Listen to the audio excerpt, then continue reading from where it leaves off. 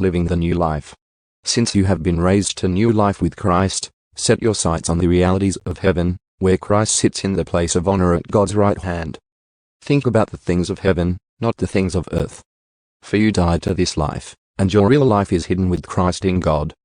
And when Christ, who is your life, is revealed to the whole world, you will share in all his glory. So put to death the sinful, earthly things lurking within you. Have nothing to do with sexual immorality, impurity, lust, and evil desires. Don't be greedy, for a greedy person is an idolater, worshipping the things of this world. Because of these sins, the anger of God is coming. You used to do these things when your life was still part of this world. But now is the time to get rid of anger, rage, malicious behavior, slander, and dirty language. Don't lie to each other, for you have stripped off your old sinful nature and all its wicked deeds. Put on your new nature, and be renewed as you learn to know your Creator and become like Him. In this new life, it doesn't matter if you are a Jew or a Gentile, circumcised or uncircumcised, barbaric, uncivilized, slave, or free. Christ is all that matters, and He lives in all of us.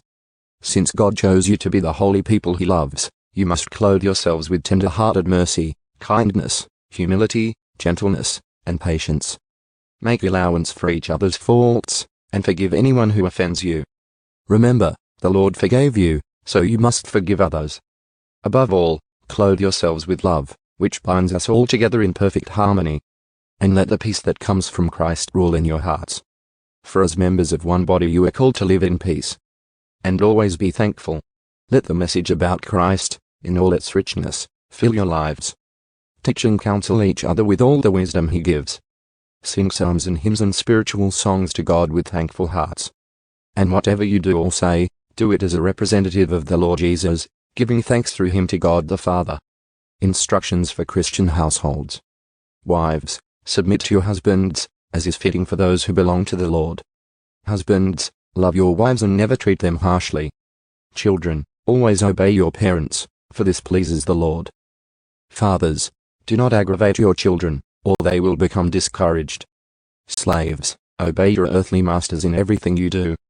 Try to please them all the time, not just when they are watching you. Serve them sincerely because of your reverent fear of the Lord. Work willingly at whatever you do, as though you were working for the Lord rather than for people.